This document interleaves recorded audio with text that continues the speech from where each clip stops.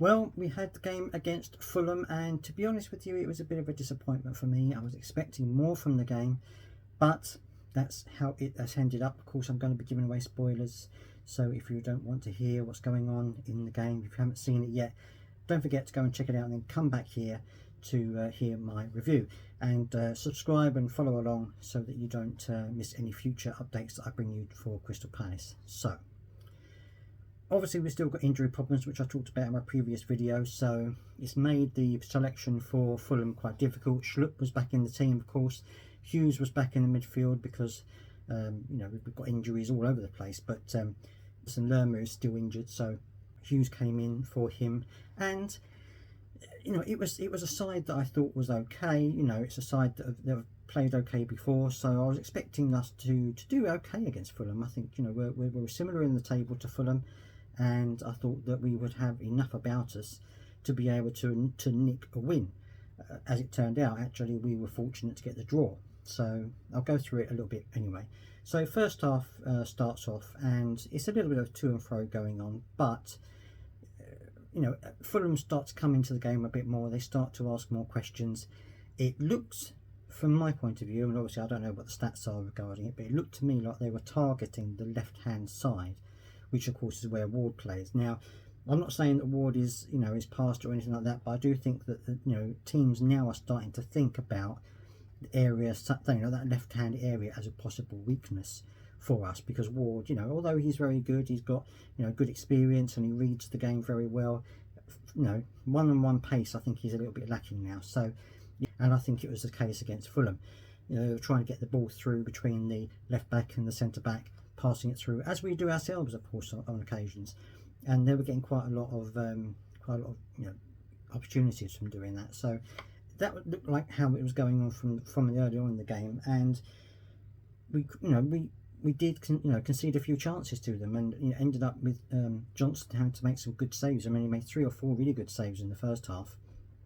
Some of them were more clear cut than others. Some of them were good strikes and things like that. But I think that we were a bit too open at the back, and they were trying to get through our back line, and they were doing it far too easily for me. I thought that we weren't quite as robust as we have been in the past in terms of our 4 linking up together, and especially the centre backs. I think Anderson and Gahey, they are very good, but I think on this day perhaps they just kind of weren't quite with it, because the back 4 just didn't seem to be able to pick up any of the runs that Fulham were making.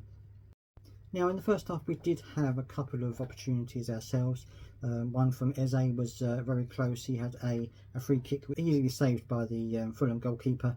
We had another couple of chances that were okay, but I think really we should have been doing better with the chances that we were creating. Eze was really one of the focal points in terms of creating chances, but he was getting bundled off the ball quite a lot. Now, sometimes I think it was a little bit of going down a bit of it easy, but there was certainly an element of Fulham just trying to bombard their way through our players, which I think the referee didn't always pick up on. And there was a calamitous moment towards the end of the game, which I was completely bewildered about. But anyway, it fell to us eventually and went our way, but it was just complete craziness, to be honest. But anyway, in the first half, again, Johnson was making some good saves. I felt that they had more of the possession, they had more of the ball. We weren't really trying, well, we were trying, but we weren't really making many inroads into their half of the pitch, and certainly not their final third.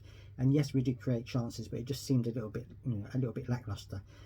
Second half, we came out a lot better, and we were pushing forward a lot more. We created a couple of good chances. I know that Edouard had a very good chance, which unfortunately didn't get anywhere. And then it was down to Mateta. Also had a very good chance later on in the second half, which didn't work out either. So I thought that we were doing all right in the second half. But then again, Fulham started to come back into the game. They started to push forward a bit more and started to create more things again. And once again, they were seen to be getting past us a little bit too easily. Passing the ball in front of our back 4, and then the little dinks through behind the back 4 with the runners. They were doing that far too often for me, and there were a couple of times where we were nearly caught out. Johnson, of course, again made some really good saves, and it's when you hear the fact that he got Man of the Match award, that just shows you all you need to know about the game. He was very good, very commanding in the area, very good saves and things like that, well positioned.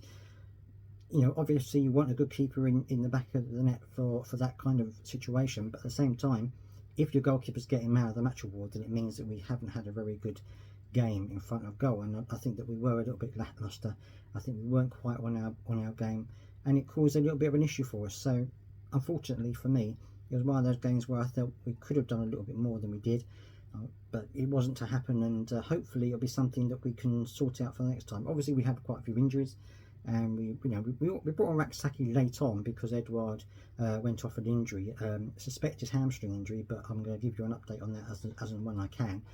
Raksaki came on really right at the very end. He wasn't really able to do very much at all, and wasn't really able to stamp his authority on the game, which is a bit of a shame. I thought that he maybe should have come on, maybe instead of Schlupp when Mateta came on, but I think maybe he should have come on just to give us a bit more fizz down that side and make the Fulham defenders think about a few more things rather than just Eze. But anyway, that's what happened, and again, a bit of a disappointing game, but at least we get a point from it.